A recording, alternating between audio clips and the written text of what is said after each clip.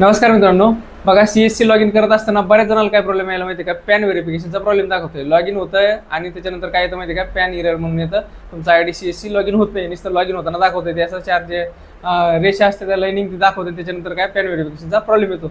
बऱ्याच जणांना हा प्रॉब्लेम काय यायला माहिती आहे का? कारण आधारवरलं नाव, पॅन कार्डवरलं नाव आणि बँक पासबुकवरलं नाव हे खूप साऱ्या VLEचं जुनं असताना काय माहिती आहे का? अपलोड केलेलं असताना त्याच्यामध्ये नावाचं जर करेक्शन असलं मित्रांनो, त्यामुळे काय होतं माहिती आहे का? प्रॉब्लेम येतो.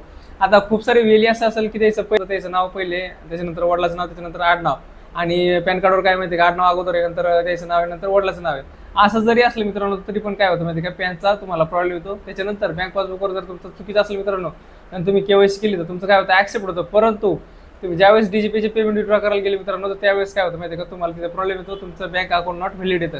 जोपर्यंत तुम्ही CSC क्लाउडमध्ये जाऊन लॉग इन करत नाही, तिथं बँक पासबुक व्यवस्थित अपलोड करते, तोपर्यंत तुमच्या DGPचे पेमेंट विथड्रॉ होऊ शकत नाही मित्रांनो. असं माझ्यासोबत झालं, म्हणून मी तुम्हाला सांगतो मित्रांनो. आणि जर तुम्हाला पॅन व्हेरिफिकेशनचा प्रॉब्लेम येत असेल मित्रांनो, तर काय करायचं माहिती का? 14 599 हा टोल फ्री क्रमांक आहे मित्रांनो. सोमवार ते शनिवारपर्यंत चालू असतो CSCचा. 10 ते 5च्या दरम्यान तुम्ही काय करू शकता? 10 ते 6च्या दरम्यान तुम्ही याला कॉल करू शकता मित्रांनो. कॉल केल्याच्या नंतर तुम्ही तुमची क्वेरी सांगून द्यायची मित्रांनो. तिथे तुम्हाला काय प्रॉब्लेम आहे रिअलमध्ये तुमचा ते सुद्धा सांगणार आहे.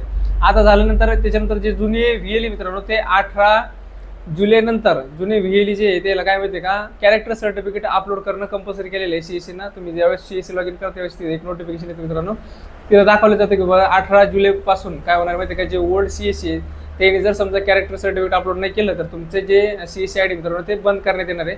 त्यामुळे काय करा माहिती का? लवकरात लवकर मित्रांनो पीक विम्याच्या साईडला ठेवा थोडंसं. जर पीक विमा भरत असेल तर लवकरात लवकर कॅरेक्टर सर्टिफिकेट तुमचं जे असेल मित्रांनो ते काढून घ्या लवकरात लवकर आणि तिथं अपलोड करून द्या, म्हणजे तुमचं CSC ID बंद होणार नाही मित्रांनो.